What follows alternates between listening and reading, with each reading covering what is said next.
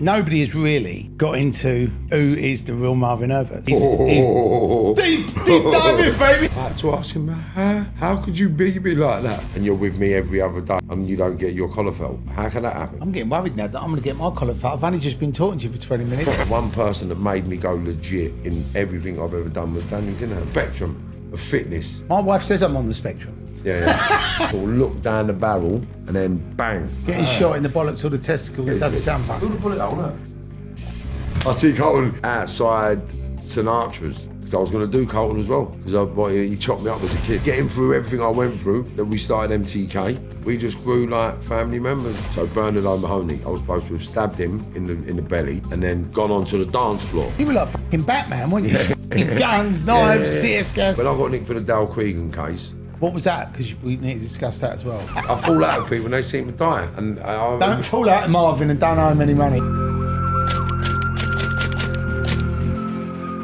I want to say a big thanks to all our sponsors. We love you. And without you, we wouldn't be able to make this amazing show. Big thank you to Dr. Green NFT for being one of our sponsors of the show. So the Dr. Green NFT project is coming out of Portugal and it's going to revolutionise the way that medical is transacted and distributed throughout the world. Thank you so much to Unisystems Freight UK, this amazing freight forwarding company. If you've got anything you need sending overseas, make sure you get in touch with the Unisystems Freight boys. If you want to learn any more about any of our amazing sponsors, make sure you check out the links in the description below.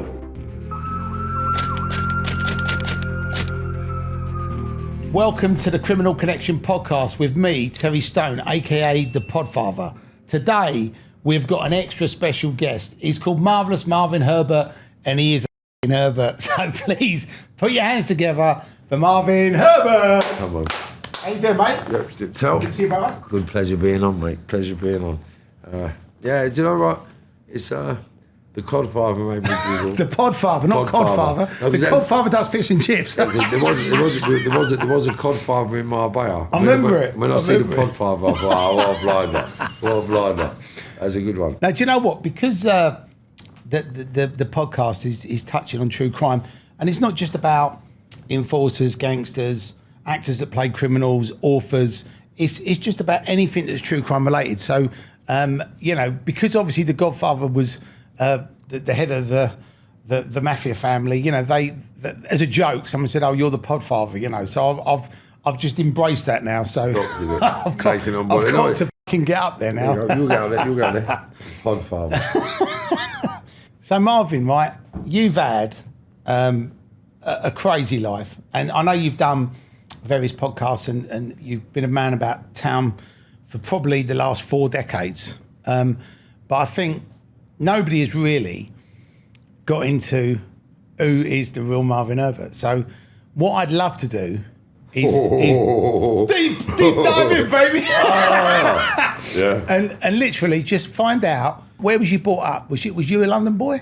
Yeah, I was born up in London for, like, I'd say up till primary school. So reception, and then you start primary school, and then I was about 2 years into primary school. That's when we come to London. So I think the second or third year of primary school is when I come to London. So how old was you when you was in London? Would you say like 7 or 8 years of age? 7, 8 years of age, yeah. So when did you? I mean, as a kid, did you sort of, you know, do martial arts? Did you go boxing? What was your? Just from my memory, right? So when people say, "What do you remember?" I can remember being a kid, having a laugh, having a giggle, playing in the park, picking up worms, eating worms, all that sort of. I've got vague memories of all that stuff when I was living in Liverpool, going around my nan and granddad's house, playing with my cousins, playing in the flat, playing around the field, doing all that sort of stuff. But once we come to London, the only memories I've got is running around Chalkhill Estate, playing in the Caribbean environment, going to the Sunday school in Chalkhill Estate, the Jubilee Centre, going down to Church Road, all that sort of, with my dad, and my dad used to do all the domino stuff. And then it was moving to Chalk Farm in Kentish Sand that the life started, like my brain changed. Like from that, it was when my dad burnt my hand. Right. When my dad burnt my hand, it was, that was the point where I actually knew that I'm going to be bad. I'm going to be everything my dad, the opposite of what my dad was, and I've got to do everything I can. So I just went off into the big wide world. When you say burnt your hand, what did he do? What was that about? We, well, growing up as a kid, we never really had much because my mum was,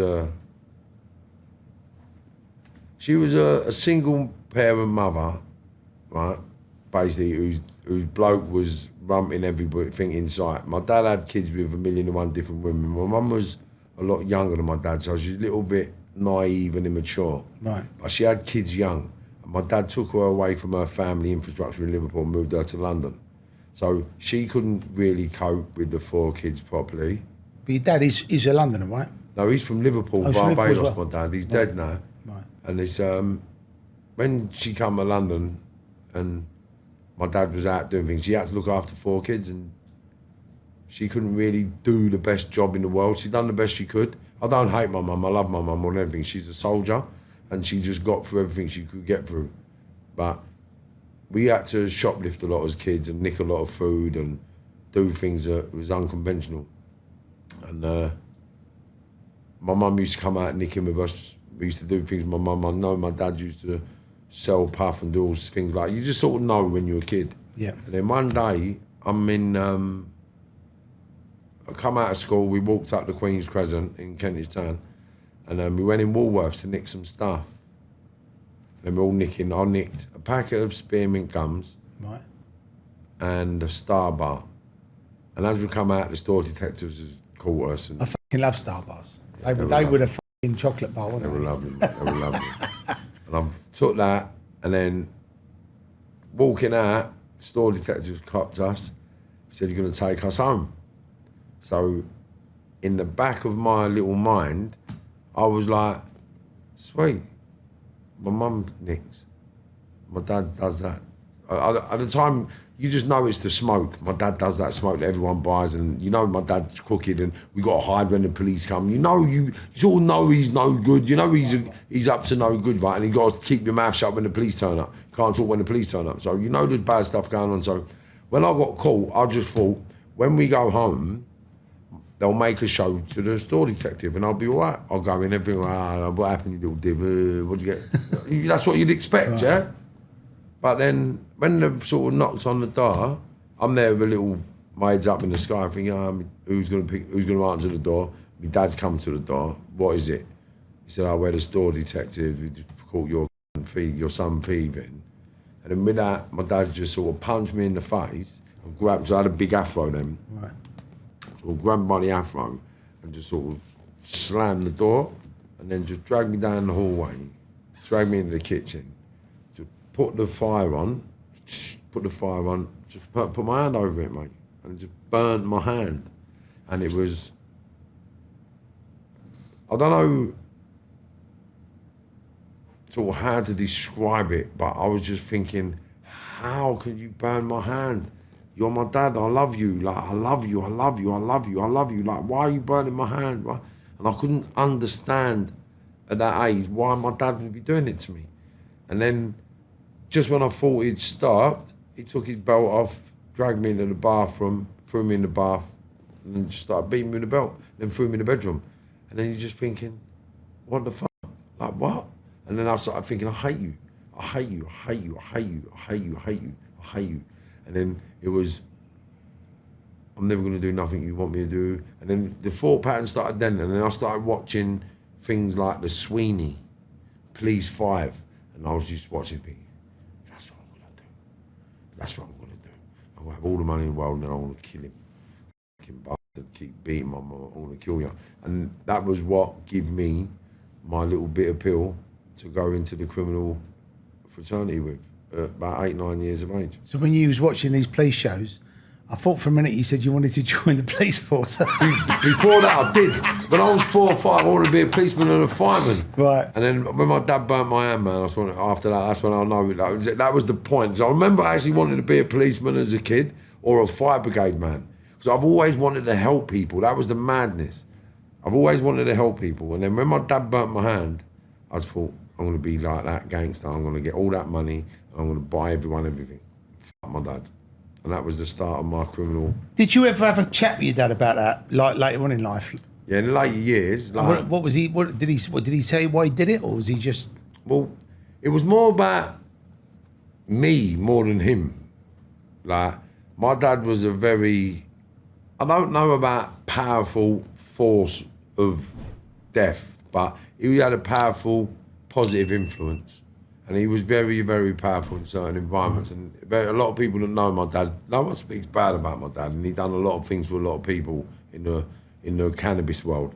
And I just sort of try to understand how, like how,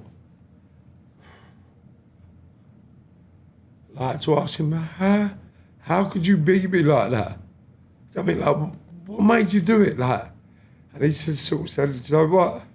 He just said, I just see the badness in your son, and I didn't want it to come out. And it's, looking back retrospectively, I kind of respect him for trying to beat it out of me. Like. It didn't work. It never worked. But it just goes to show, right, that and I'm saying my dad, used to, and like my dad was 6'4", and he was a lump, mate. Like my dad was like in that world.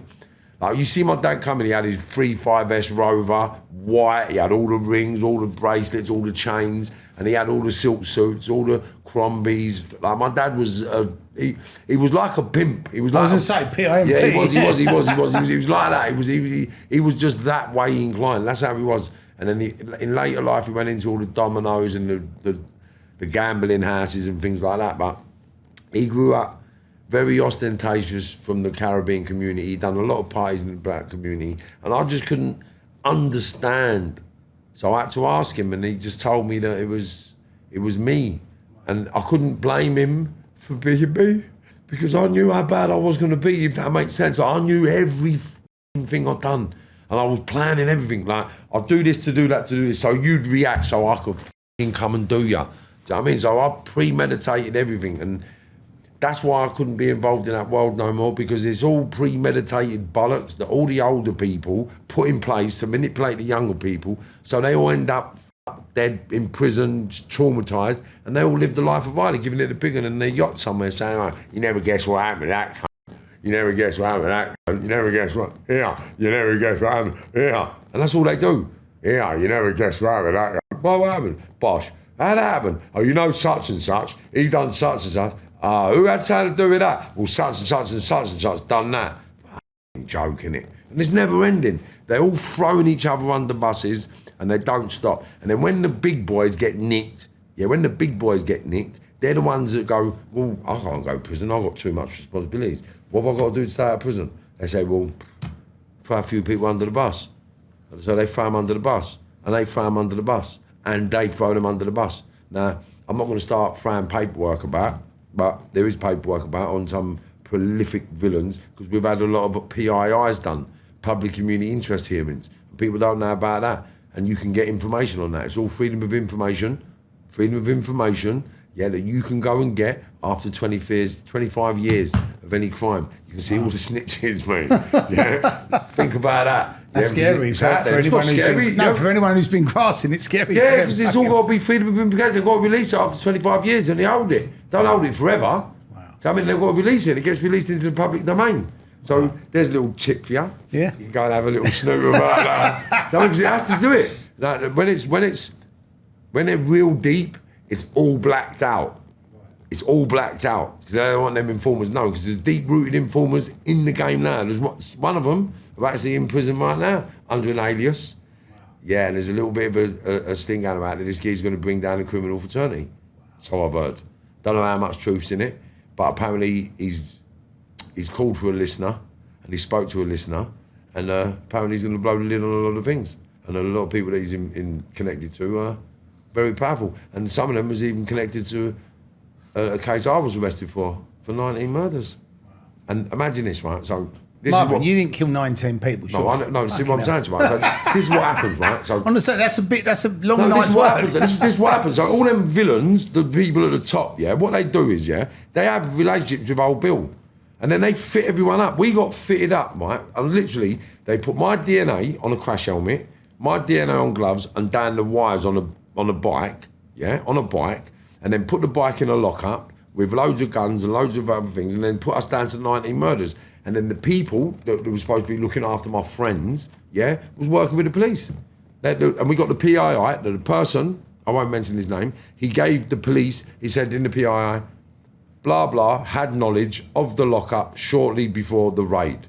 Blah, blah, gave the police the address of the location shortly before the raid. Black and white. And we've read it. Fortunately enough for the man, he's dead now, so I won't talk ill of the dead. But this is something that's been going on forever. So I can honestly say that I've met numerous people on numerous occasions when I've been under investigation, and they've tried to give me products or money in broad daylight when I'm under Robbo. And they're never nicked, they're never collared. I got nicked for 19 murders and no one above my pay grade got their collar felt. Wow. How can that work?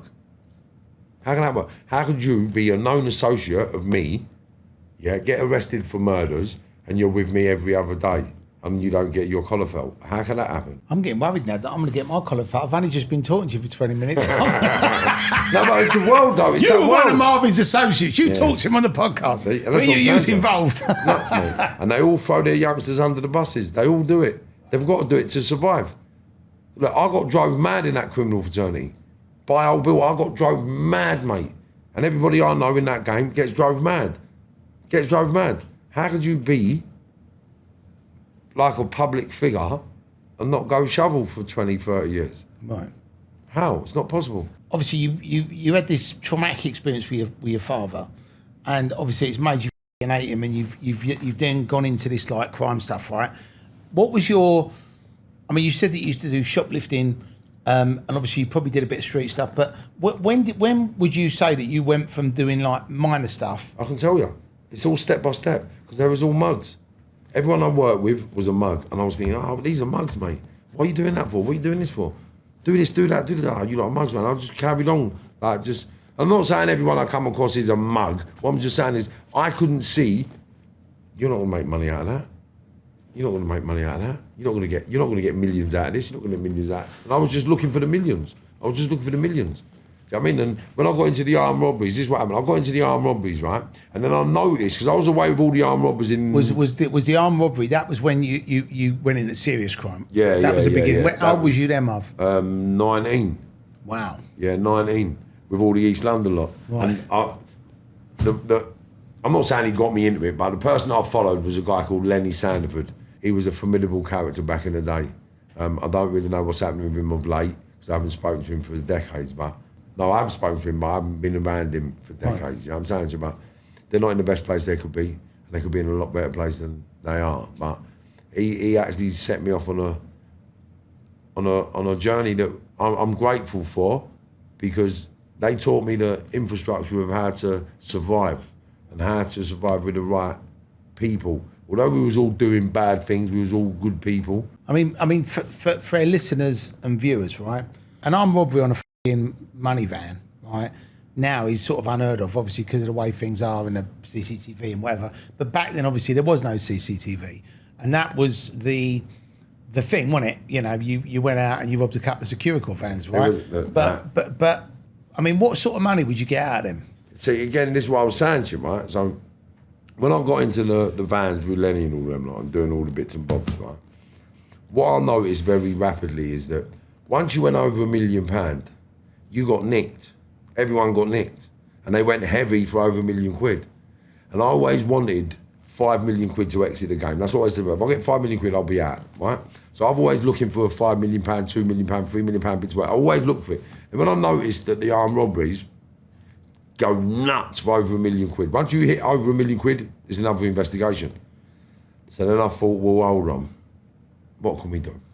So then I thought, we do work under £1 million, and then we stack our money and invest our money into other businesses and other companies, then we can get out of this bollocks. So we set off on a journey, and then once we started making money, the team members I was connected to didn't want to amalgamate their money, didn't want to put things together, didn't want to go legit, didn't want to go straight. So things fell apart quickly. So you had to move and box and weave. And then in '97, I went to Ibiza, I'm in partying in Ibiza, and I say it now because I'm not embarrassed, but I was over there on American Express Black Card, yeah, unlimited authorization, yeah. So I've got it, and it's clearing, and I'm giving it the absolute big one.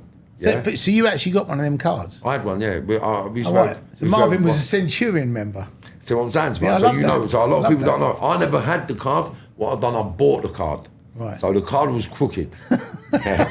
Right? But I'll tell you, we bought them £5. I promise you. I'll shit you not, mate, yeah? Young Indian Jack used to get them for us, right? So that's what I'm saying. So you know the benefit. So an American Express Black Card, right, is a card with unlimited authorization without a code 10. So you go like that, and it's authorised, done, not a question. 100 grand, 200 grand, 300 grand, £500,000, it authorises. You know that, right? Sick. So I'm in IB for giving it the absolute big one in 97, right? Now what? More champagne, please. That's what happened. So I'll go. I wasn't even going to go. And Indian Jack said to me, he said, Marv, come and everyone's going, come. I said, I can't, I've got no money. I'm going to need a couple of grand and blah, blah, blah. We ain't going to work till next week. This is the work. This is Bobby and Steve from the Zoo Experience on Kiss FM. They was all out there, right? And rambling. Everyone that was the DJs at the time was out there. Yeah, they said, Marv, come on, man. I was like, man, I ain't got the money. He said, Marv, but I'll get you a card. I said, what do you mean? He said, I'll give you a card, £5. I was like, what am I going to do with that? He said, I'll get you. He said, Marv, it'll give you unlimited authorisation for as long as you're there, mate. He said, don't even worry about it. Just keep it. When you come, £5, I said, shut up. He said, look, you got to keep it till it blows up. When it blows up, you're in bother. Right, so I was like, yeah. He went, yeah. I said, all right.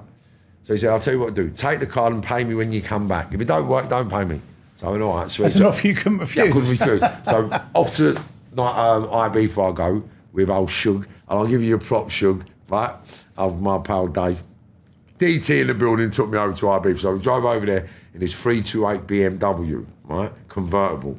We've got this American Express back car. So goes over, goes in the first club, couple of bottles of champagne, not a problem. Couple of bottles of Dom P, not a problem. Dom Perignon, by the way, DP. So another couple of bottles, sweet. So I said, can I get 5 bottles? Can you send them 5 bottles? Can you send them 5 bottles? And it's all authorising. So all of a sudden, I'm the man now. I'm just giving it big. And a few boys are sitting next to me drinking my way, yeah. So I said, no, love, come here. I said, do me a favour, can you send them 5 bottles of Dom P, please? Yeah? And them, yeah. And people said, what are you doing, bro? I said, bro, no disrespect, yeah. That's why they call him Marvellous Marvin. Yeah. I said, no disrespect, mate, yeah. I said, but you're sitting next to me, we're giving it a bigger, mate. We are giving it a big one, and I don't want to mug you off, so you may as well join us, mate. Have another 5. And I was just buying everybody 5, 10 bottles of Dom P. And that went on for 4.5 days, right? Everywhere. I sent people home on Concorde, like, just giving it the absolute big one. The card weren't blowing up. It weren't blowing up. And then I left it with, I'll try and find out what DJ it was I left it with, but I left it with a DJ, and he told me he'd done 170 grand on the card and then left the card there. Do you know what I'm saying? So the card was still running when we left it there, and it was just giving it a big one. And anyway, back to the story, right? So I'm giving it a big one with this card. I'm in space one afternoon, right? Out of my nut. Great club, that was. Oh, mate, it was the gaffer. And when the airplanes come over and everyone cheers, mate, it's sick. So I'm in there, buzzing, giving it a big one, all of a sudden.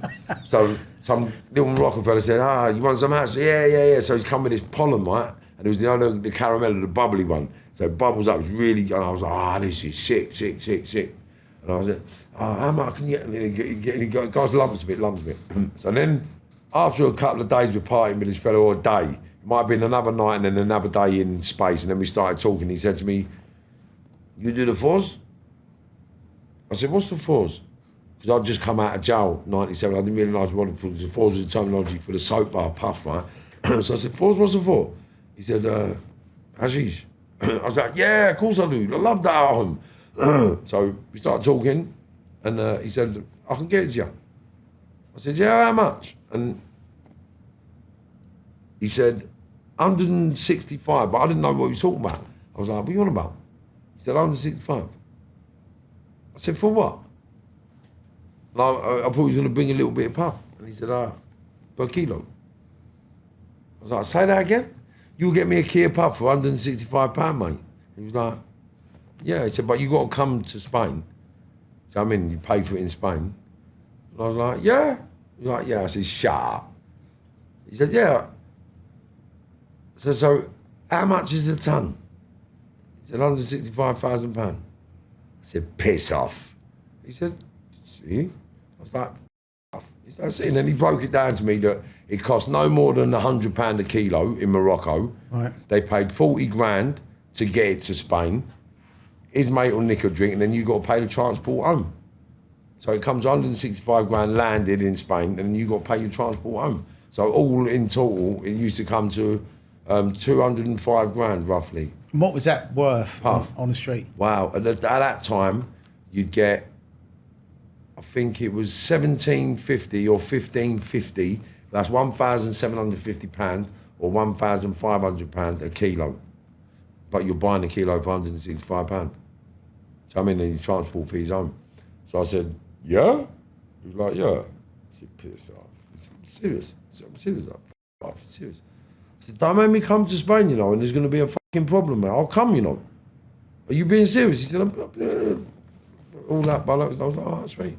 So obviously, come home, went to work, nicked a bit of Reddies, and then... But what would you make on that, though? So if you were paying 165 for a kilo, yeah, what would you sell it for? 500. Now. Straight, just sell it for 500 straight away, no headaches. And that's not the street value, that's the Wholesale. flipping it on. Yeah, so wholesale. the street value, what would that be, $1 million or more? Yeah, it depends on the person who's selling it. Sometimes, at the time, if the puff was 1550, then you're giving them it for 500 or 750. Then they're going out between 750 and 1500, isn't it? That's how it all works. A kilo of cocaine's only 7 grand at source. Right. They sell it for 30, 40 grand on the street.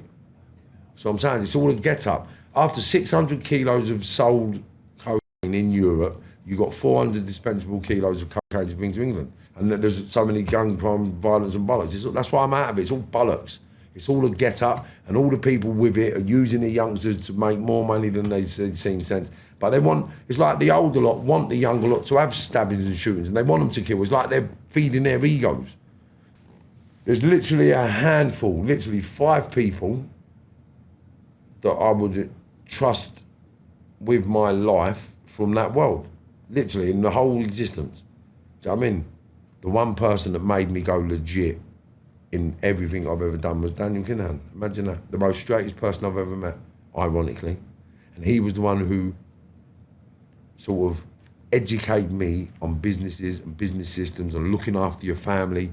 Like, without him, I would always believe that all the criminal fraternity loved me. He said, no, I don't love you, man. They're using you. You're a benefit. I was like, what? Nah, my pals. And in time, things happened. I thought, wow. Wow. Now, this is deep. He said, mate, come on.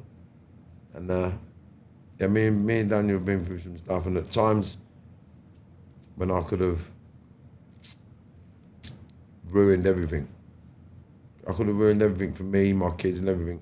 He just sort of stood beside me and said, Marv, just do the right thing. This is the right thing to do. This is the right thing to do. You've got kids to think about. Do you know what I mean? Like, for I'm saying, I really wanted to kill the geezer that shot me. Before we get on to that, you've done the armed robberies, you've gone to Ibiza, you met this guy, you're now bringing the puff in, right? What happened after that? Basically, everything in my world was sweet at that point. Did you know Daniel then? Or No, was this later? No, I only met Daniel in 2006. Right. So, I mean, we became really close So, friends so, after the, 2006. so the puff and Ibiza was 97, 98. Yeah, that had nothing to do with anyone in Marbella. What I done in Marbella, this is what made me get to, when we was talking about the stepping stones, right? Yeah. So basically, because I used to rob money, yeah? This is how I got into puff, right? I used to rob money. So I couldn't put money in safety deposits or boxes or banks. I couldn't get you to look after my money because you'd spend it or someone would rob you. So I had to find ways to put my money into the bank. So the only way to secure my money was to sort of buy drugs, then give it to people cheaper than they could ever get it. So my money was in the bank.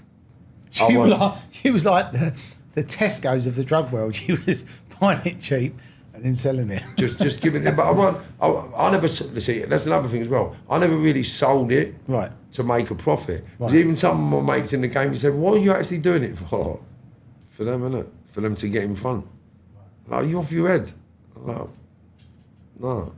Like, that's what I do it for. I'm not doing it to earn money out of them. I'm doing it so they can earn money. So I'm not going to give it to them where they're going to struggle or suffer or get in problems. And then it weren't until 2014 that I realised the ripple effects of doing all that stuff. So, I mean, that's what made me come out of it all.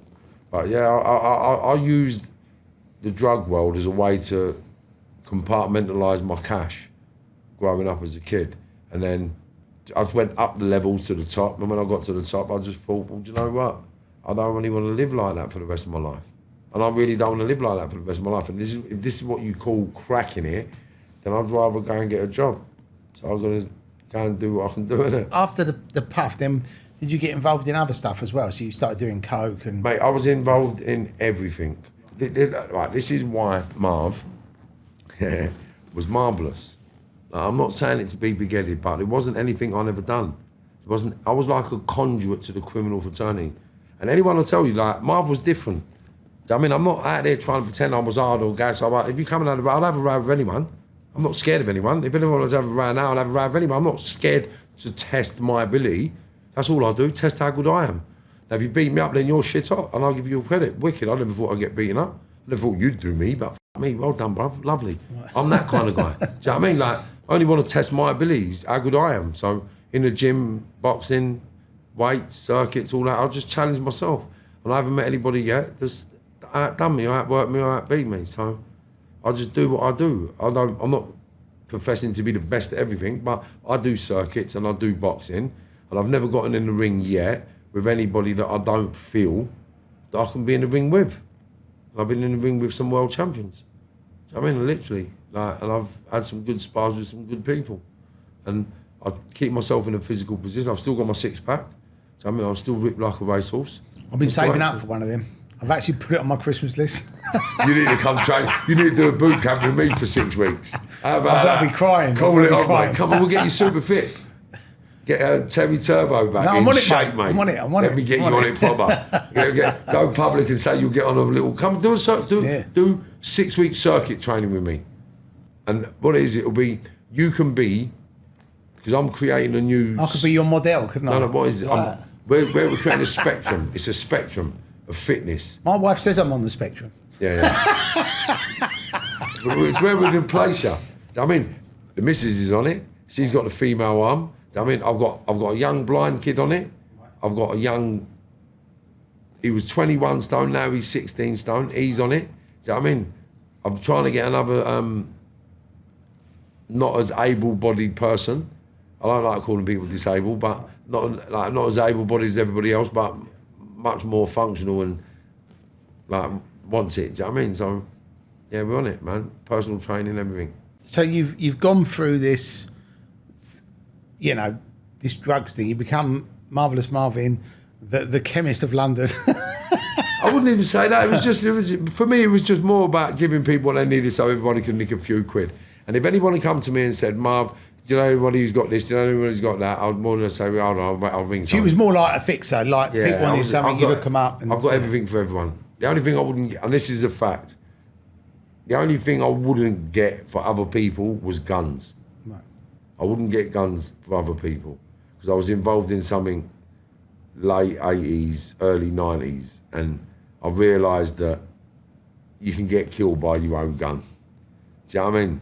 And it don't make sense giving other people things that can kill you or your friends. So anything that kill people, I never got for no one. Got it.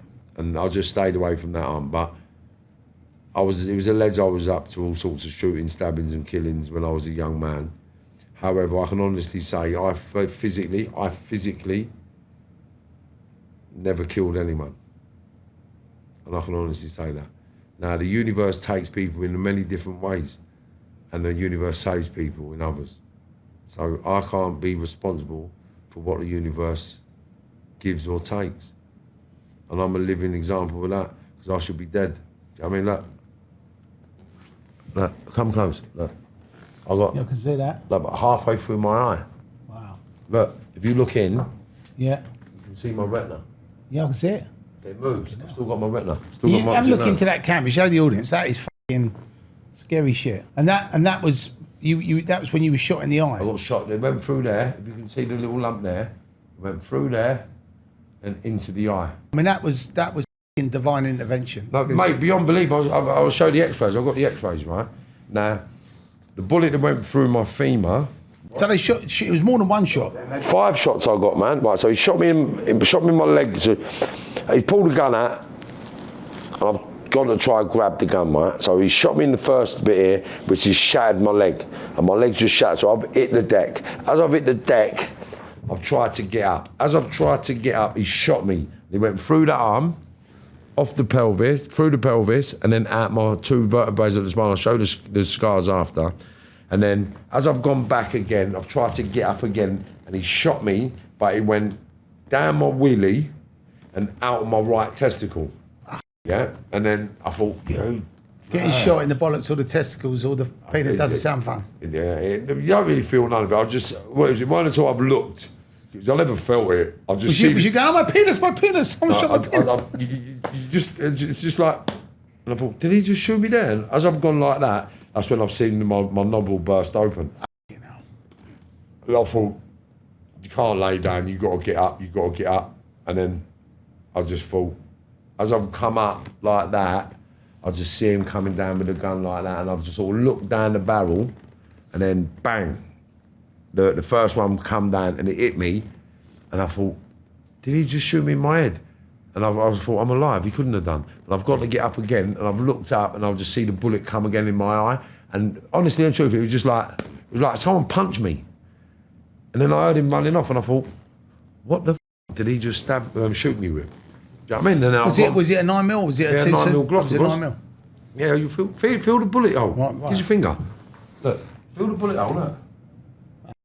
That's a 9mm, bro. And wow. I've got the bullet holes in my leg as well, and the arm. Like, it was a 9mm. That's what I'm saying. At first I thought, what did he shoot me with? Because I've been involved in things, I've seen some bad things. I'm saying, so I'm thinking, what did he do me with? Is it in my eye? Why am I? And it was just numb. It was all numb. And I got someone to get the phone out of my car. I made a couple of phone calls, and then I actually thought I was going to go into shock and pass out. Do you know what I mean? So I've rung my mates to tell him who it was who done what he'd done. And then the ambulance come. Well, no, I rung the ambulance, and the ambulance come, and I went to hospital. What was it over, the shooting? Did you ever fall out with a fellow, or was it? He was a cheeky little squeak, to be fair. Basically, I took him round my mate's house one afternoon, and my mate had a parcel of watches. He took one of the watches. A couple of weeks later, he hadn't paid for the watch. The person that owned the watch rang me up and said, Marv, you're going to pay for the watch? I said, I only pay for it. He went, no. I said, fucking squeak. I said, go and pay for the watch. He said, what's it got to do with you? I was like, what? What do you mean, what's it got to do with me? He said, what's it got to do with you? You're on the bully up, yeah? But he's sitting in company with a load of people. Do you know what I mean? Bully up. I said, I'll show you bully up. Where are you? He said, I'm down the port. So I said, all right, sweet.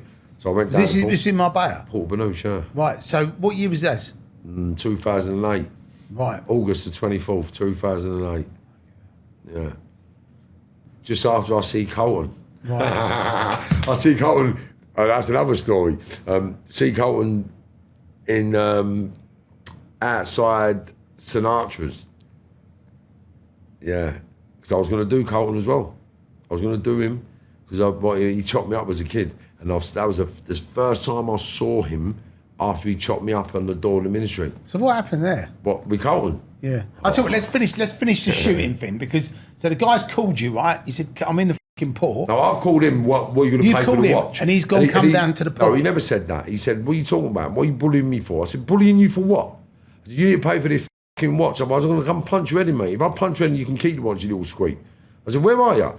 He said, I'm down the port. I said, all right, sweet. So I've jumped in the car. I give him my tool. I had a 357 snub nose as well. That was my tool. You were like fucking Dirty Harry, weren't you? That was my tool. But I left it with my nephew. I said, hold that, I'll be back in a minute, little squeak. I went down there, and then I never thought he'd do it. He went like that. I said, what's that? What are you going to do with that, you little squeak? And as he pulled out, it went crash, crash, crash. Wow. Yeah.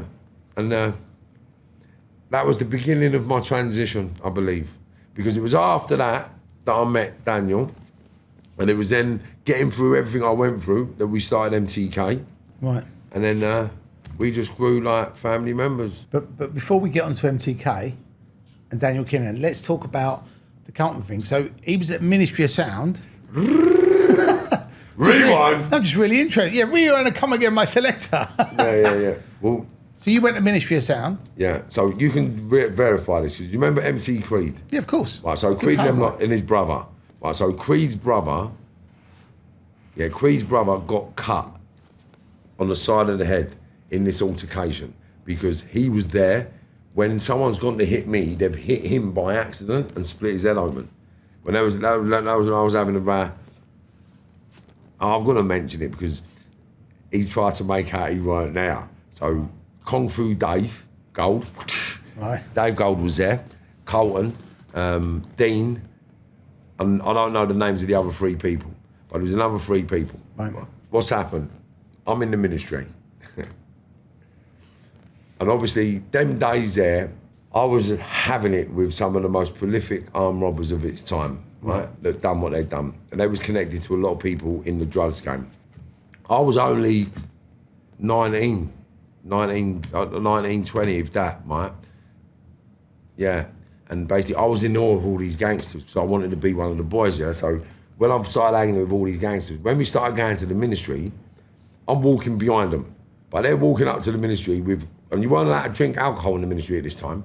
Yeah, but these guys was coming to the ministry with crates of champagne, right? I shit you not, right? So as they're walking up, Lenny, Linville, Jack, yeah, they're the 3 main ones that I went with. You know what I'm saying something? Basically, walked up to the door, walk in, security come, crash, all walk in. Not a bother. Get a plot, got a bother. Sniff, drink, smoke, do what we wanted. I was like, how come you lot got it like this? Like, they're with us, mate. Yeah, sweet. So then I started going to the ministry regular. So I'm turning up in the ministry with 5, 10 people. Yo, Carl, what's happening? And he'd open the gate and I'd walk in. Not a problem. And we was all pals. Everyone was friends, everyone was nice. I was a 19-year-old little whippersnapper, but I was lemon. I was feisty, mate. So I was tooled up, innit? So I didn't care, I'd shoot anyone. So I was in that moment, all the gangsters loved me, so I was like a little golden child. So anyway, I had a 14 carat Boulevard watch. It was one of the first ever gold watches made by Boulevard in America, right? So I had this watch and I loved it. So I'm in the toilet out of my nut. The kid's gone to me, have you got the time, mate? So I've gone like that, not thinking anything of it. The geezer's trying to take the watch off me. So when he's trying to do that, because I just got my blade out and just started plunging him up, yeah? I thought, what are you doing, you stupid? Get off me. And with that, his mates come running over, so I've done him, do you know what I mean? So as I'm coming out of the toilet, I've been told, I'm not sure who it was because I was out of my nut, but I've rung him and I asked him if he had a scar on his belly, and he said he did. And I said, where did you get it? And I can't remember if he confirmed it was there or not, but he said he's definitely got it there. I said, well, I was supposed to have stabbed him. So Bernard O'Mahony, I was supposed to have stabbed him in the belly, yeah, and then gone on to the dance floor. This was at the ministry? In the Ministry of Sound, yeah. So then basically what's happened, I don't know whether or not it was the 2 people in the toilet that got stabbed up or Bernard O'Mahony. But when Carlton heard that I'd done this in the club, he'd popped a lid. Do you know what I mean? So I'm on the dance floor and young Fitz has come in and called me out. I said, what's the matter? He said, Carlton wants you. I said, for what? He said, he needs to speak to you about something. I said, I'll tell him I'll speak to him after, man. So when I've come out of the toilet, I've said to the bouncer, whether it's Bernard or not, I said, look, someone's just been served up in the toilet. And I went to give him the blade as if to say, there's the blade. And he's half trying to grab hold of me, like, what are you doing with that? And I was like, what are you talking about? I didn't want to say I'm with Carlton, but I'm like, what are you doing, you div? Let go of me. And he's like, because that's what happened. He's manhandling me, so I plunged him up, put him down and carried on walking, gone into my firm, and then we're standing there, the next thing, Fitz has come in, he said, Marv, Carlton wants you. I said, for what? Tell him to come up here. He said, no, he wants to speak to you now, it's urgent. I was like, for what? He said, Marv, it's really urgent. So I went, all right, sweet. Because I thought we was all one firm, we could do what we wanted with everyone. There was all the ICF football thugs and West Ham and all that. So I thought you could stab people, what are you doing? And you just have a conversation after. So then, as I'm walking down, there's a long walkway down the ministry, weren't it? Like, it's like down to the front doors, yeah? As I walk down the 2 double doors, I've opened the double doors. As I've opened the double doors, he's hit me, right? And whatever he's hit me with, all I see was a white flash, right? So he's hit me with a white flash. Now, what I remember is looking at his hand and seeing a hatchet. Right. Yeah? So I've said, looked at the other hands, I can't see nothing. So I said, did you just hit me with that? Right? And he's hit me again, right? So that scar there is where the thing stuck in my head, yeah? So as he's hit me the second time, yeah, I've just pulled my tool out. And I look, see the scar on my finger there? Yeah. Right, so I've had a tool, as I've pulled the tool, it was only a 2-shot Derringer. I've gone like that, and it's been knocked out my hand. So with this hand, I've pulled out a blade. I've gone to stab someone with a blade, and then I've been hit with a couple of things. Then I had a can of CS gas, and then that got knocked out of me, and then we're fighting. You were like fucking Batman, weren't you? Fucking guns, knives, CS gas. No, that's how we walked about. That was the 90s, man. So I'm having a tear up. I'm having a tear up. Next thing you know, everyone stops fighting. And they're telling me, calm down. Calm down. Calm down, you cheeky cunt. Like, you just chopped me with a fucking axe. So he's kicked off, and then they've sort of manhandled me. Some's got my arms, some's got my legs, and then they've run me through the nightclub, threw me out the back door, and shut it. So I booted it a couple of times, and then, honestly, this is what happened. I'm outside, I thought, you know what? I can't get these lot nicked, mate. So as I've come out of the little slip, there's a geezer in the motor. So I said, oh, mate. He said, are you all right? I said, oh, do me a favour, drive me over Clerkenwell Road. And he went, yeah, jump in. And he's jumping, he said, what happened? I said, oh, fuck no, he's them lot in there. I said, you all right though, mate? He's like, yeah. I said, how's he look? I said, come and get over here. So he said, what are you going to do? I said, oh, I'm going to go back and do the mug, mate. What's the matter with you? He's like, you joking? I said, are you mad? I said, he's going, mate, f***ing fat mug, blah, blah, blah. So he's driving me to Clerkenwell Road. I lived in Radcliffe House at the time. So I've run upstairs, got the keys, come back down to lock up, running. I had a 410 at the time and a little pumpy. So I've got the 410 and a pumpy. And I've come running back out to the car, and the geezer in the car was gone. So I thought, fuck. So I've run back upstairs. So I've No gone Ubers then either. You had to probably get a black cab. No. So I've gone upstairs. Now I need a driver in it. So I've woke the bird up, and my missus, Lisa at the time. So I said, Lisa, get up. We need to go and do something, babe. She said, why? What's happening? I said, them lot fucking chopped me in the club. I said, but I've got to go and do the little mug. And she went, what are you on about? And she's got up, and when she looked at my face, she's just gone, ah! I was like, what are you on about? What are you doing? She said, Marv, your face is wide open, mate. All your head's hanging out. I was like, what? Shut up. And I was, to me, it never looked that bad. Like, I'm out of my nut, innit? I just had a little bit, but they weren't bleeding. There weren't no blood. It was just an open gash. But it never hurt, right? She said, no, you got to go hospital. So I said, all right, sweet. So then we went to the hospital. I got stapled up. Then rest his soul, Junior McDonough. He come back out. He come out with me to find Carlton and all them lot. We went on a rampage to the park, dungeons. We never went EC1. He'd never done EC1. The park, dungeons, and somewhere else we went looking for him. And we couldn't find him. The ministry. So we're going back to the ministry every weekend. Just we're going to do him. And that was it. He obviously heard that you was looking for him, so he They rung me up. No, because what happened was my pals rung me up, said, Marv, what's happening? You need to see me. I said, for what? I said, I'm dealing with something. He said, I need to speak to you, mate. I was like, for what? He said, this thing with Carlton. I said, yeah, it's on, mate. He said, but you need to come and see me. I said, for what? I said, the man's chopped me in my face, bruv. He said, but Marv, you need to come and see me. I was like, is it like that? He said, well, it is, yeah. I was like, all right, sweet. So I've had to drive to Woodford. So I've drove to Woodford, gone to my pal's house, and I said, what? He said, what the f*** are you doing trying to rob the ministry? I was like, what do you mean? He was like, what do I mean? Why are you robbing it? He said, Marv. I said, mate, I won't rob no one. I said, someone tried to rob my f***ing watch, bruv. I stabbed him up. The bouncer tried to hold me up and I stabbed him up. What the fuck? And then he's got Carlton on the phone, and then they talk about come and meet me. So I said, all right, where are you? And obviously I was nuts at that time. You fucking mugs, you think you're going to frighten me, you fucking squeak. Come and see me anywhere you want, mate. Anywhere you fucking want, I'll see you now, you fucking mugs, all of you. And then basically, about 6 months later, I got nicked for an armed robbery. And then I went away. So that sort of fizzled out. And then I got out when Ibiza, all that kicked off. And then come 2000, I was involved in maybe 7 or 8 shootings over West London. One of my pals got killed. Another kid, I was nicked for shooting some other kid in the block. Another kid got shot, I got nicked for. Another kid got shot, I got nicked for. A couple of people got murdered. And then all of us, there's about a firm of us all got nicked, and we went away. 2002.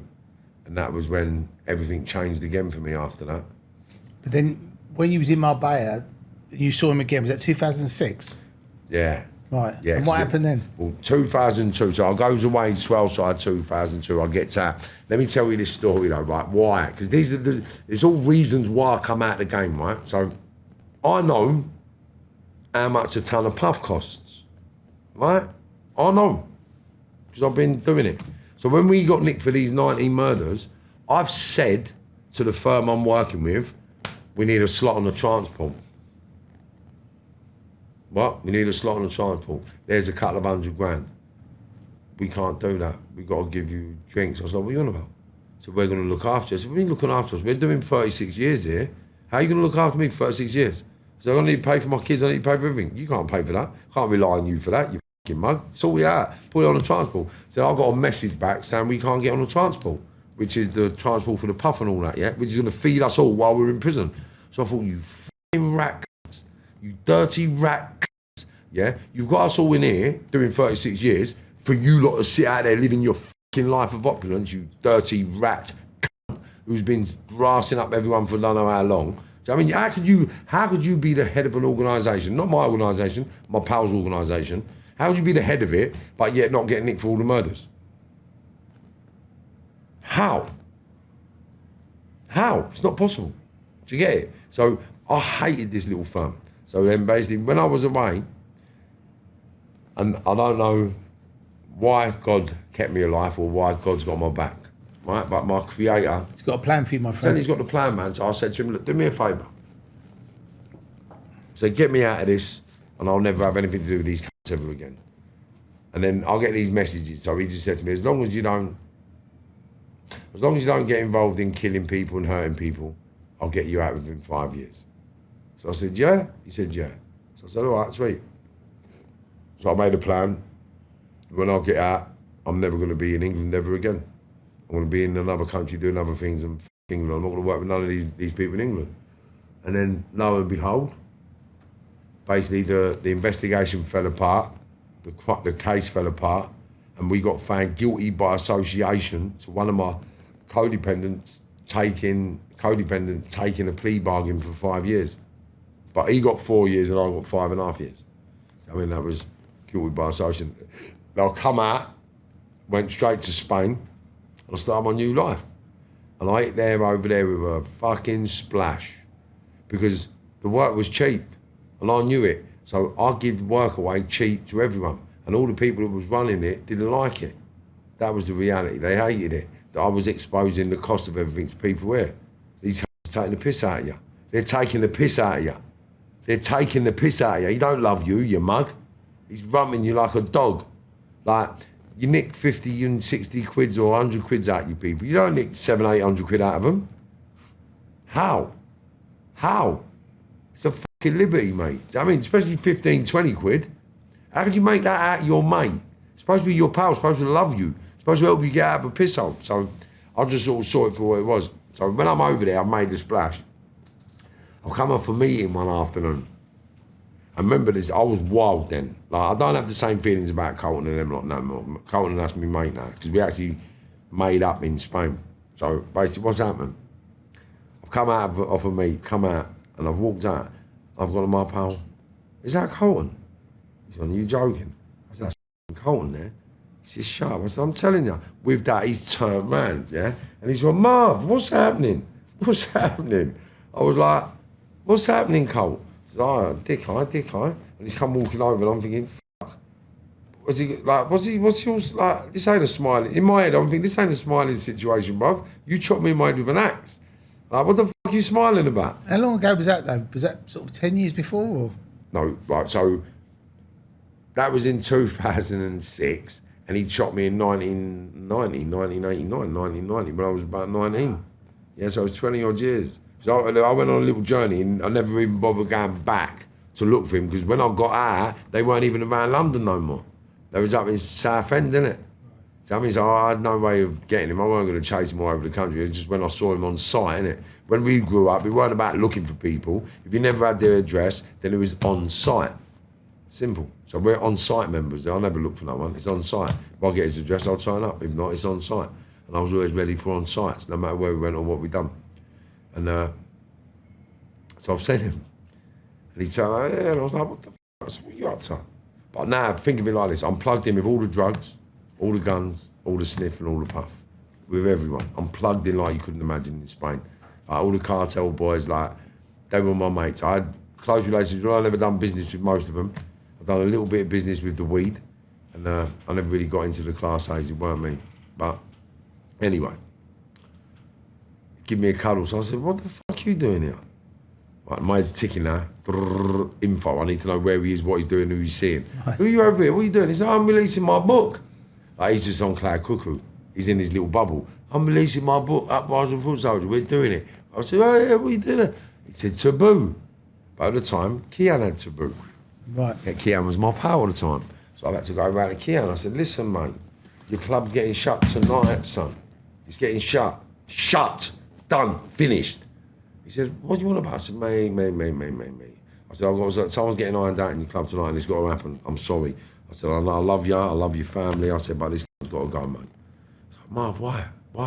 What is it? What's it over? I said, some Carlton. He said, he's an old doorman from London. He said, Carlton Leach. I was like, what do you mean? Do you know him? He was like, he's here to see me. I was like, for what? He said, he's doing a book launch in the club. I was like, are you f***ing mad? I said, you know he's going, didn't you? He went, no, Marvin. He's trying to break shit down to me. I said, mate, I don't give a fuck. He's going, mate. So then we're sitting down talking, and he's trying to break stuff down to me. So what he said to me, he said, I'll tell you what we're doing, Marv. He said, Carlton's here. He's doing a bit of graft for me. He said, and there's 25 bar in it, which is 25 mil for the people that don't understand. He said, and we're close. He said, and if you let him launch his book and he does what he does, he said, I'll guarantee you 20% of what we get. So I was like, I can't be bought, mate. I ain't getting bought, you're mad, mate. There's no way in a million years I'm getting bought. But if he's going to chop my head and pay me to walk away, I said, you fucking mad. I said, ain't on, mate. I speak to him. I said, get your house in order, because I'm leaving the country tonight, mate. And I've left his house, yeah? So I'm driving home with the intentions to go into the club tonight, on the back door slip in, bam, slip out and get on a plane and come back to England. That was my plan, yeah? And on the way home, I see 950,000, 1.2 million, 2.4 million. I'm thinking, 4 or 5 mil. I could have that. Do you know what? I think I'll have this. So I've got home. I said, you know what, mate? I ain't being funny. I said, I think I'll have that. When will I have completion? When will I be paid? He said, Marv, I promise you. He said, as it comes in, you get it first, mate. He said, you can get the first couple of bar, mate. I promise you. I said, you sure? He said, yeah, I promise. So I said, all right, sweet. Lovely. So I come and shook hands, sign a contract. Then the next day I got shot. Fucking hell. But then I went and met Carlton. Went and met him after I got shot. I went and met Carlton, and he said, "Yeah, sweet, we're on it." And then he started paying, and then I started getting paid, and then Kinahan had my pants down. Yeah, he had my pants down. And then he had to go on his toes, so I put it on Kinahan, and then me and Kinahan fell out for a little while. I had to go to Bristol and put it on a few people in Bristol, because he disappeared. So I had to go to his money people and I put it on them in Bristol. And then he rang me up out of the blue one day. He said, if you need to see me, you need to come to Morocco. I said, give me the postcode, son. I turned up in Morocco. I said, I want my money, mate. I don't give a where's my money? And he said, he's going to get it, he's going to do this. He said, but I need to be in Spain. So as long as I get my money, he come back to Spain, innit? And then he come back to Spain. And then they carried on. And it was there, at that stage of him coming back, me coming back to England, that my kind of epiphany happened with the getting nicked for the murders, and then coming out and then thinking, I just can't be bothered with these lot no more. I can't be bothered with crime no more. Do you know what I mean? Because we're just killing. And so when was that? Because you said that you was in Marbella and you met Daniel Kinahan in 2008, you said? 2008, yeah. So was this at the same time or was this later on? Well, Kinahan, I met Kinahan in 2006. So I met Daniel after I got shot. Right. I met Daniel after I got shot, because how me and Daniel became acquainted was, and this is what I mean about love and respect, right? So when I first got shot, I was in so much pain it was unreal. So much pain it was unreal. And I got around every day trying to get things put together still. I couldn't stop making money because I was on my own. So I'm out and I'm in excruciating pain. And I'm going in his gaff every day for breakfast, lunch, and meeting people and doing lots of bits and bobs. And then basically one day he just sort of said to me, "Do you know what, mate?" He said, I can't really take your money. I was like, "What are you on about?" Like, I thought he was trying to tell me I can't come in his gaff, yeah? And he was like, "Well, I don't really want to take your money anymore." I was like, "What do you mean? Well, you don't want me in here?" He was like, No. He said, I don't feel right. He said, like, you're going through it now. He said, you've got your family here. He said, and I know things might be tight. He said, so I'd really appreciate it if you could just not sort of pay for anything. I said, I can't do that. He said, well, at least run a bill up until you're back on your feet. So I was like, yeah, I don't mind doing that. Because in my head, I thought, I'll run a bill, I'm paying, it's not an issue.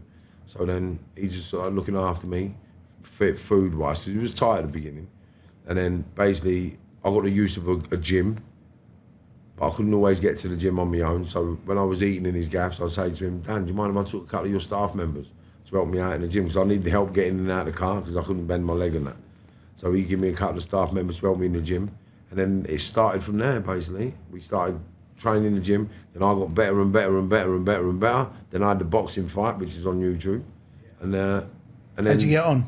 I battered the keeper, yeah. Absolute battered. Was that your first fight? First ever. Was that amateur or pro?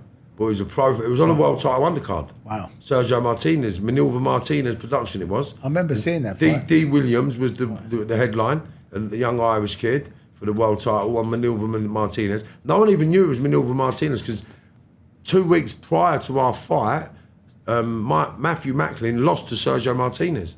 And that's when everyone realised I was on a different platform and I was on a world title platform, mate. Even Daniel done my corner for that night. He did. Because I think what he built with MTK was amazing, and the. But I know he's a business mastermind, that man, and he literally is. He literally is a business mastermind because we built that gym, right? We built that gym, and I can say it. We built that with blood, sweat, tears, and hands, mate. And we got in there and we worked like bitches, mate. We built it and it got flooded. The amount of times it got flooded, but we all stuck at it, man, and we kicked it. And it got turned around and we opened it, and it was a joint effort to get it where it was. Do you know what I mean? Because it was like a community interest company at first. It was like a community, everyone in the community just come together and built the gym, mate. It became like the super place, didn't it? Because I remember Tyson Fury would train there.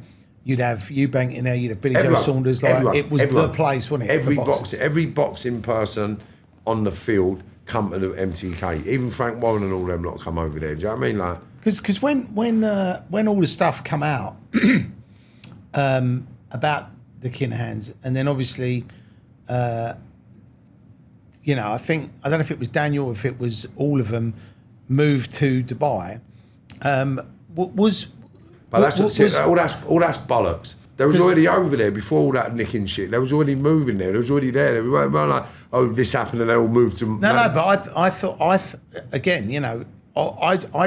I'm obviously a massive boxing fan, so I remember there was an issue, and I don't know if it was Bob Arum or there was something that happened where somebody said these people shouldn't be in boxing, whatever, and then they had to shut MTK down, and there was an announcement when they're saying that they were shutting I don't know if they've shut the gym, which is still open, but I remember they were coming out of boxing, they weren't going to manage Fury anymore, whatever. There's a lot of politics. There's a lot of politics behind Daniel in the scenario, but what I'd like to say, open and shut, is basically Ireland's a very deep place, and a lot of people don't appreciate the infrastructure of how it works. Now, what I do know is, I think what they're doing to that family is I don't think it's fair. Like, and what they don't expose, what they don't say, is that they've just give them millions and millions of pounds worth of assets back, and they've been released from an investigation. There's been no evidence to convict. So what they've said is, we've got no evidence to convict you of this and that, what we've been investigating for 12 years.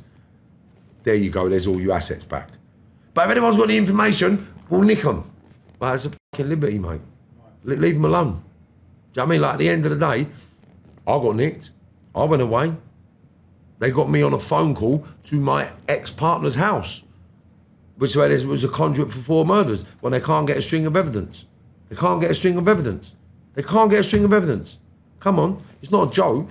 Like, when you look at the situation for what it is, yeah, you see what it is. Now, how can, right, and this is all I'm going to say, yeah, how can one of the most prolific wanted villains of Ireland put a boxing show on and there'd be no police officers there? I remember that. Right, there's no police, I was there. There's no police officers there. No police officers there before, during. Was that when the guys came in with the machine guns? Machine guns, yeah. They tried to take him out, didn't they? Yeah, they tried, I remember. And they shot young Davy Byrne, rest his soul. Do you know what I mean? And it's, people come dressed as police into an establishment, kill people and left. When the most high-profile person of Ireland is in the building. How is that possible? Intelligence, police protection, even looking after the public. If he was that notorious, then there should have been police there to protect the public. So why wasn't there police there to protect the public if he was a menace? Because he's not a menace and they didn't need protection there. So it all contradicts itself when you look at the greater thing. And then the head of the police investigation killed himself in headquarters. What was that all about? There's a lot of questions in there. Why would the police inspector or police commissioning man kill himself when he's head of an investigation? Why would you do that? Why would you do that? That's just me. I'd think, why would you do that? It doesn't make any sense, does it? It don't make sense. So anything to do with all that sort of stuff, I don't get involved, I don't listen, I don't watch it. Like, Daniel and them, like my friends, I've known them since 2006, 2008. I've never seen that man do anything but help other people. I've never seen him do anything but try to change the narrative and try to help people live a lot better. I mean, I've never met him, but I've watched what he did with MTK and I've watched what he did for boxing, and I thought, actually, this person has built this business and he's got the fighter's interests at heart. And MTK was like the super club, wasn't it? It had all the best fighters. Do you know why? Because it was about the boxers. It's about what I'm doing now, the same simple principle, yeah? I'm reinvesting into the bad kids that I work with. I'm not getting money and living an opulent lifestyle. I get money off the government and give it to the kids to do what they need to do in their music, their football, their boxing, their construction careers. And that's why they benefit, that's why they do well. And that's why they look the bollocks, because we reinvest into them. And that's what MTK done. They invested into the boxers. They made sure the boxers had the right food, the right training, the right environment, and the right platforms, mate, and the right deals, yeah? The right deals. No one sucked the life out of boxers. Every boxer that come through MTK got the right instructions. Even a couple of boxers retired very young because they got the right information. Do you know what I mean? Why? Like, we had a young boxer, the most technically abled boxer I've ever been in the ring with. And I'll shit you not. And the only problem is he broke his hands. Young Joe Selkirk. And I'm telling you, I sparred with this kid for a year. And every time, to win, I used to make him break his hands. Because he had to hit me that hard, he'd break his hand. Because I used to press him that much that the only thing that would stop him is him breaking his hand. And he couldn't do no more. And every time we sparred, apart from one or two, he broke his hand. So, I mean, he was that good. And then he realised he couldn't go on to be a world title holder. He got a European belt. A lot of people, that do amateur boxing, and that pro game is the hardest game in the world. Because you've got to be tough. You've got to be tough. And I was going to say, if you've got someone in here now who's solid, yeah, I need them to punch me as hard as they can in my midriff, and you see how solid you've got to be. Like, no one can win me. And I'll put a 10-1 bet on it, that you can't win me with a solid punch. 10-1 odd bet. People used to, even Dan used to have a go at me because I used to do it in the club. He said, stop doing it, someone will catch you one. I was like, they won't, man, they won't, it's too solid. I used to let anyone punch me. But yeah, it's another level, mate. So the reason why I am a legitimate businessman on a spiritual journey of selflessness is because of Daniel. Man, isn't it? And the starting of MTK and what we built and what we've done and how we could develop business models, systems and strategies to help young people. So when would you say you realised, actually, I don't want to do this crime anymore. I've kind of had enough. I want to 2014. Wow. When I got out of when I got nicked for the Dale Cregan case, What was that? Because we need to discuss that as well. well, basically, I was owed a couple of £1 million from a guy. He's dead now, so I won't mention his name. But he was from Bury. He was a big car dealer from Bury. You know what? You sound really good. You actually sound like you're from Bury. I know. Bury. He was Up from north. Bury. He was from Bury. And our bull. Our kid. Our bull. No, they're bull. They're like bull. They're like pals in Bury. Right. Our kids, Liverpool. Oh, Manchester. Manchester and Liverpool's right. kids, yeah. But further north, it's Pal. They're bull. Yeah. But yeah, this fella, he had me over. He royally had me over for 1.6 bar. I was tiling into him, and he was tiling into me. And basically, he introduced me to a couple of kids from Manchester that were supposed to be heavy hitters. I met them. They weren't Dale. The people I met was Dale's older lot. So I met this little... Was Dale Cregan the guy who...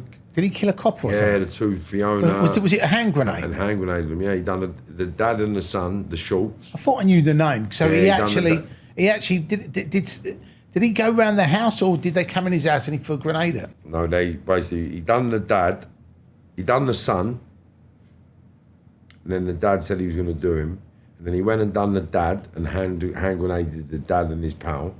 And then when the police took his kids away from his baby mum to protect them, he rang the police and said, I want my kids back. They said, mate, come on, hand yourself in, do this, do that. He said, if you don't give me my son back, I'm going to iron you like that. And they never give me son back. So he rang them up, called them around the house and just shot him. And then blew him up. Absolute scumbag, mate. Like, I didn't know. I knew Dale when I met him a few times. And Was he connected with these guys then? Yeah, from Manchester, Right. yeah, who I knew. Because one of my mates, who I built a decent relationship with. I won't even mention him now because I don't know if he's out of life or he's in it, because me and him don't talk no more. But I can't be sure he's in or out, so I won't mention his name. But I met Dale through him and his mum. His mum ended up getting a 6 on my case. Poor lady. What was that Dale like? Was he a lunatic? Well, I met him after he got attacked in Thailand and he got stabbed in the eye. Yeah? So my pal come to me one day and said, mate, one of my pals has been stabbed, he's lost his eye, can you come and have a word with him? I said, why do you want to have a word with me? He said, because you've got one eye. He's getting really down and depressed. You've got so much in common. Yeah. So I'm going to suppose him. I said, what are you whinging about? Right. I said, go and get yourself a couple of moody eyes. Stop fucking moaning, mate. You're a bad man, what? We're going to lose bits. Be happy you ain't lost both of them. And I thought he was a lovely kid. I thought he was all right. You know what? I want to ask you a personal question, Marv, right? Because for anybody who's watching this that's ever lost a limb or lost an eye, right? For you, it's like, whatever, just fucking go back to work. It's just one of them things. It's like, I mean, is that how you've coped with that? Because that must have been... I can't cope with anything. What's the point? I don't see the point in procrastinating or whinging about something when you can do other things to make it better. When you go through, like, I woke up some days indoors with no food, mate. I never ate for days, not weeks, but days in my house. Like, when you're used to a certain, you don't give up. You know something's going to turn up, so you just don't give up. You just don't give up. So no matter what happens to me, I've still got to feed myself. So I'll ask you a question. If you was in the wild 2 million years ago and you lost your foot, how do you think you're going to survive? Ain't got any fucking choice, have you? You just got to get on with it. So that's the thing. Societies give us choices, free will, and domesticated living. What was his answer? What was Dale's answer when you said that to him? Did he sort of... He perked up a little bit. He thought, actually, you're right. Yeah, he perked up a little bit. And then started hanging about, doing bits and pieces. I see him a few times. He was in the gym, he was doing sweets and that. And then he just, I don't know, man, just lost the fucking plot. Wow. And like, that's how I see it, just lost the plot, mate. Lost the plot. And did you get your money back from our pal in Bury? He died, didn't he? It's kind of crazy that I'll get him. People seem to die around me, and I seem. If they owe you money. It's mad though. I fall out with people and they seem to die, and don't fall out of Marvin and don't owe him any money. No, it's not like I die. It just happens, and then people just assume it's me, but it's really not. Right. Do you know what I mean? It's really not. It just happens. Like, yeah, and it happens. Even through COVID, three of my enemies from other lives all got ironed out. It's mad, isn't it?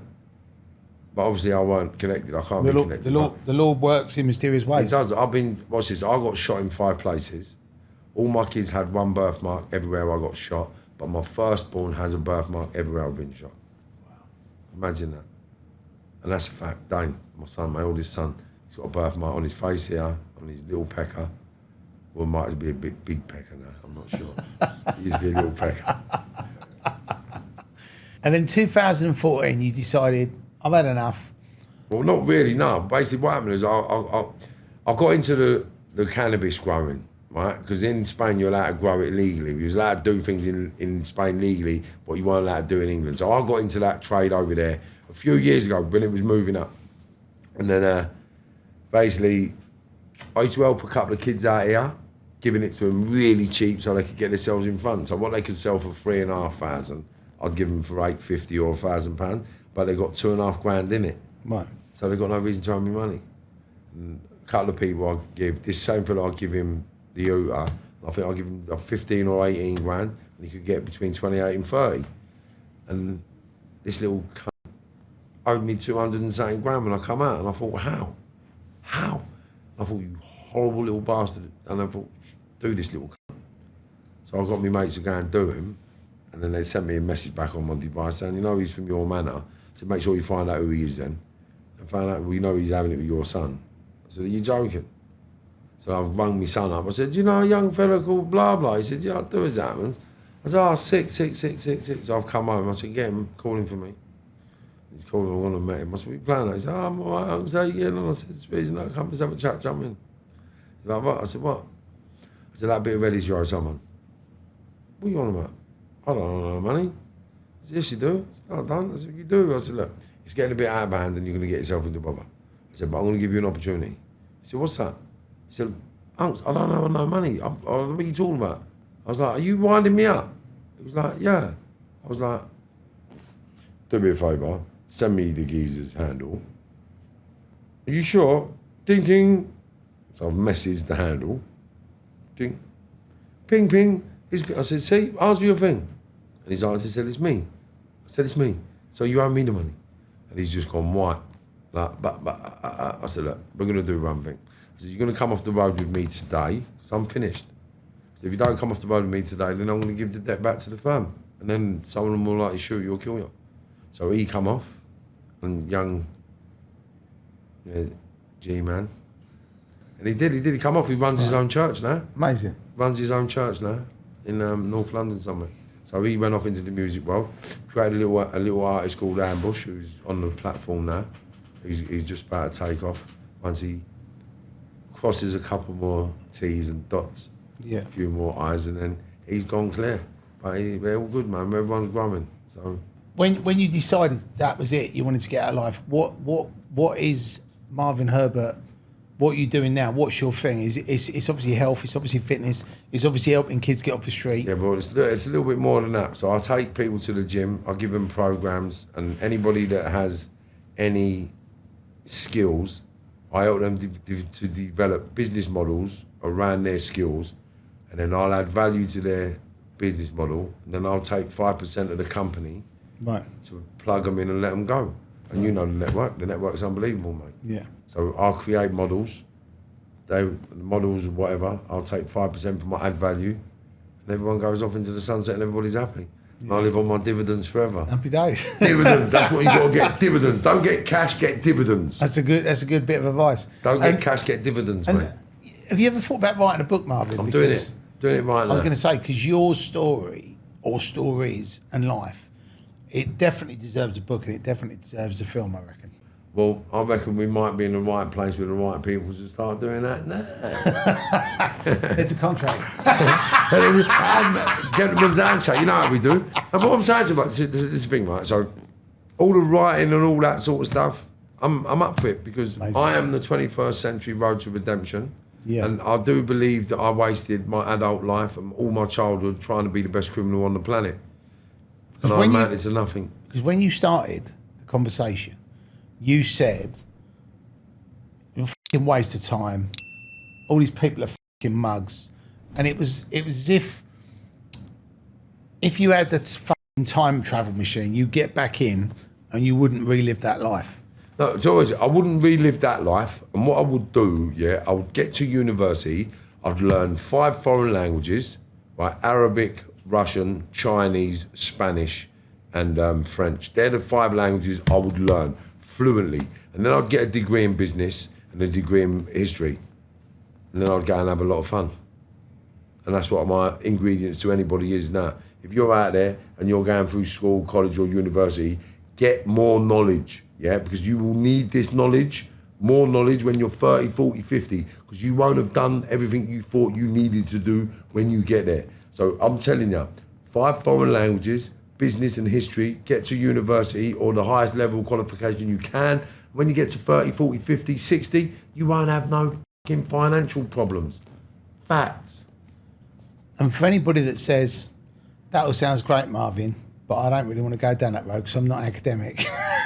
Again, what people that listen and watch this podcast, we want them to learn something. Right, learn this. I'm not academic. I can't even fucking read. Imagine that. So I can't read properly. I have dyslexia, ADHD, post-traumatic stress. So you haven't got PTSD. postnatal depression. I've said it before. I've got postnatal depression, PTSD, I'm going through the male menopause. And that's it. So, look, I'm no good academically. I can't read. My brain can't read information and digest it. I can only be told information and digest it. It's weird. So I can't learn like anybody else, but I've got companies. And ask what my net worth is. It fluctuates. Sometimes I'm worth a few mil. Sometimes I'm worth a few $100,000. But it depends on what businesses have crashed. Because when the COVID, I was worth 19 mil before COVID. And I went down to... I mean, COVID did decimate a lot of businesses. It ruined all my businesses. Closed all my companies. I went bankrupt. Well, not bankrupt, but my businesses got closed. And I owed $200,000-300,000 worth of rent in my buildings. They made us shut the building for a year. And then my recording studio got shut. My record label got collapsed. And everything fell apart, mate. And I had to move out my house because I couldn't pay the mortgage or the rent and all that bollocks. So I had to move out the house. I had a nice £500,000 house, over £500,000 house up in Milton Keynes. 4 bedroom detached. Nice and all that, do you know what I mean? And I lost it all in COVID. And I hit the bottom, the pavement. And now I'm actually starting from a porter cabin in Kentish Town, and I'm between the porter cabin in Kentish Town and the Bird's House in Leeds. And I commune between both. And what's your... I mean, how old are you now, Marv? 52. You're the same age as me. There you go. You look better than me, though. I look I ain't even had a shave yet. I reckon it's that alkaline water you've been drinking. Mate, it's the alkaline diet and the exercise, man. I told you, get in the gym with me, we'll get you down and looking... Six-packed up, you won't recognise me. I'm telling you what, 6 months, if you get in the gym with me for 6 months, I can guarantee you now you'll be ripped to fuck. And then ask anybody about coming to the gym with Marv and doing what Marv does with lighter weight. Just ask anyone, even NC. Where are you training out of? Well, anywhere there's a Pure. But I go every day. Every day, even the missus, I'll get her to show you her video. She does it. She's got to do it as well. And she does my circuits, but with lighter weights. It's just about doing the exercises, and it's functional exercises. Clean and jerks, you can do them, can't you? That's that one. That's all it is. Clean and jerks and squats, that's it. It's not even difficult. They're simple exercises, but it's the way you do it and the pace you do it and who you do it with. Because there's one on the bar, off the bar, on the bar, off the bar. So when I'm working, you're resting. When I've done my set, you've got to do your set. And you both do interval sets, and you do 5 sets, 5 sets, and then add weight. Another 5 sets, add weight. Another 5 sets, so you add weight 5 times. I mean, I'm definitely going to take you up on an offer. Definitely. Well, we'll have to. We'll be spending too much time with each other. We're all done. We're writing, darling. Why are you and Marvin hanging out all the time? Getting a 6-pack, babe. And by the time we write these books, mate, you have a 6-pack. You might even get some hair back, mate. Might stress you out that much. Yeah, start scrolling back. I found a 6-pack and I'll be done. Got afro after Marv. That's why they call me Marvellous, mate. And anybody that's watching this that is thinking of getting into crime, what would you say to them? Mate, what I'd say to you is this, yeah? The shortcuts are only the shortcuts for desperate situations, dramas, trauma, prison and death. The shortcuts don't get you nowhere. The shortcuts just give you a little bit of fun. So if you want a little bit of fun and a life of misery, depredation and sort of skin, brass, prison nonsense, then don't educate yourself. Crime could be for you. It's mad, isn't it? If I'd have known that, that I could be like Nick. Right. Me and Nick are best mates, right? And the only thing is... Nick Gold, we love you. Yeah. He's educated, and he's in the right network, in the right framework, in the right environment, and he's golden, mate. That's why he's called Nick Gold. Yeah, I'm saying, and he's golden, mate. And you know what? The house in Belarus, I had number one bedroom. Right. My bedroom was number one, right next to the pool. Do you know what I mean? And I lived with him in a, I think it's 15, 20 million pound house in St John's Wood as well. Sounds terrible. Unbelievable. I saw you there. So I love that big moose he's got. The moose bar. That's where I done all my podcast. When I first started, that's where I done my podcast in the moose. So when everybody watches my old podcast when I was in the moose bar, that was in my pal's ass. And what was actually funny is I was seeing Nick and I didn't know you two knew each other. And I walked in the moose bar and you sat there and you was like, "What are you doing here?" And I was like, "What are you doing here?" It's just faces of old, isn't it? Yeah, yeah. Like we've all been around the block for too long. Yeah. All been around the block for too long. But it's time now for the block to start helping the youngsters get to places we never got to. Because I think in the 80s and the 90s, there was a lot of ego about them. We was all egotistical nuts that just wanted to own and be and do everything the best. So now we can come together and do things selflessly for the greater good of the next generations. Then we'll be all right, leave our mark, leave our footprint that will last forever. Yeah. Rather than all the deadbeat villains that have all died off already. Right. Because what successful gangster really do you hear about, apart from the craze? Well, yeah, I mean, and even they, they died in prison. I mean, you know. They died in prison, now the truth's coming out, they raped a few people. There's another little bit of boom that people don't know, do you know what I mean? Because there's lots of stories about them that people don't know about, and there's lots of things that's going to be coming out in the near future, but life is life. Yeah, and another thing that happened, which obviously it trended on social media, it was in all the press, with Dave Courtney taking his life. And mate, do you know what? Now, I cannot understand, and I'll see him at my son's funeral in May.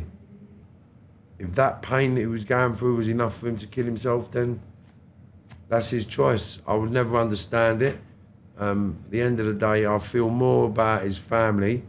But to me, if you kill yourself for something that you believe you can't live with, you can't live without, or you can't live through. So whatever it is he was going through, I feel you, mate. I didn't know him, so I can't have any opinion on him as a character. At the end of the day, he must have been going through something traumatic for him to do what he done, being such a charismatic individual. He was supposed to be the life and soul of a party. So why would you blow your own candle out? I was shocked by it. I mean, I've known him for years. I knew him more in the 90s when I was doing the clubs, because he was obviously a permanent fixture on the club scene. And he actually gave me my first break. So when he did his first movie, Hell to Pay, he actually put me in that. So he actually got me started on the... He's done a lot. I'm not going to try and... I just don't understand why he's done it. He's done a lot, in fairness, because without him, we might even be on these platforms now. I mean, so I do look at things that he's done, and to be quite honest with you, he was the only villainish, or whatever I don't know what he was, but he was there first before anyone else. Well, I think. Look, he was on the door. He was a prolific fighter. He used to do bare knuckle fights on the old Kent Road. I think it was Ronnie Cray died, and he did the security for that, and obviously that put him right in the public eye, and then I think what he did after the bottom of that was you'd always see him with Mad Frankie Fraser, Joe Parle, Roy Shaw, Tony Lambriano, all those sort of old time sort of gangsters. You go to a boxing thing and they'd all be there. Dave would know them, and I think he probably invented the celebrity gangster. So when you actually talk to people. I mean, all the real gangsters and all the people that were in the mob in America, they didn't want to be in the press. They didn't want to be famous. They wanted to be under the radar. But I think he just embraced it and went, you know what? I can make a few quid out of this. Yeah, so and he done really, listen, he done all right. He was a Marmite character. Some people loved him, some people hated him. But I think the majority of people thought he was funny. You know, a friend of mine who knew him well, he actually said, we talked about it the other day, just like we're talking about now, and I said, I'm shocked that he would do that, because I only saw him occasionally, like an event or whatever, or a premiere, and he always looked happy. He didn't look miserable. But my mate said to me, he said, do you know what? He said he had a reason for doing that and wanting to go out like that, and you just have to respect his choice. It's his choice. He made that choice to do that, if that's what happened, and you just have to go, I might not agree with it, I might not understand it, but that's your choice. So if you're happy with that choice, you just have to let it go. And in closing, if that's how you want to be remembered, say la vie. Say la vie, yeah. Like, I don't want to be remembered like that. I want to be remembered for all the great things I do and all the great people. All the six-packs you've given people, Marv. I always say to people, I'll train people for free, yeah? As long as they come to my gym, I'll train them for free. Yeah, as long as they tell everybody I got them in that shape. That's all I want. That's the best advice. Marv done it. Marv done it. Marv done it. Marv diet. And what I eat and how I eat, because I'm on a 24-hour fast now. Right. Every day. Every day. So I don't eat after 2 o'clock in the afternoon. Well, 3 o'clock in the afternoon tomorrow. Right. So I change it every day. Wow. I had 1 hour. So tomorrow, I've stopped eating at 2 o'clock this afternoon, and I won't eat until 3 o'clock tomorrow afternoon. So I'll go 25 hours every day. Bang. Bang, until I go all the way around the clock. What does that do to your body then? Is that a way of kickstarting your metabolism? Or? It just kills all the bad shit in your body. Your body repairs itself, right? But you've got to make it go without for it to fix itself. We're not supposed to eat so much food. Your body only consumes liquid. So no matter how big you get, it's only liquid that's making it get that big. Imagine that. Your body wrings out all the liquid from the food you eat and absorbs the liquid. Right? So all you got to focus on is what liquid you put into your body. Now, the reason why people chew is to break down the roots and the vegetables that we're supposed to eat to give us that juice and that nutrients. Do you know what I mean? And that's why we got teeth the way we got them. So I'm on a different diet of anything that falls from the ground and grows from the tree. And I have a little bit of vegan donut time. And I'll promote them. I love them. Donut time, vegan donuts. They're the nuts. Oh, November, they've got the blackberry one coming back on circulation, but they've got the biscotti one and the cookie and creams. I went to Winter Wonderland and I literally saw donut time. And I went, what is that? And I went over and I went, oh my God. And I bought like 3 or 4 and I was with the kids and they was all like, oh, these donuts are off the charts, Dad, you know. So I'll get them donut time is where it's at. I'm telling you, I'll get them every week. Look, I'll show you this how much, this is how much I eat them, right? I'm not even joking. Look, You've got a loyalty card, haven't you? I've got the loyalty card, look. I'm not even joking with you, look, watch. All the loyalty cards, look. And they're all stamped up. All stamped up. Stamped up loyalty cards, right? I don't mess about, mate. They all know me. Oh, here he is. Marvin, what time is it? It's donut time! But Marvin, I've really enjoyed having you on, mate. We've had a great chat, and I think people are going to really enjoy this show because I think you've really opened up, and I think people have seen a different side to Marvin Herbert today than they've ever seen on any other podcast. But I will say, your stories are great. And you've got to do the book. What me and Tel are going to do, yeah? We're going to do the biography, and then we're going to do the artistic license based on a true story. Right? They're the one. Yeah? Absolutely. Now, read between the lines, I'll tell you now. Boom. Marvin, thank you for coming on, mate. Thank you very much, Tel. Much appreciated. Come on. Thank you. Thanks for tuning in to the Criminal Connection podcast. Marvellous Marvin Herbert. What a fantastic guest. I want to say thanks to Marvin for coming on. Thank you for tuning in. Make sure you look on our YouTube channel. Make sure you subscribe, put on notifications, like and comment on every video on our page. And we'll see you next week where we've got another exciting guest.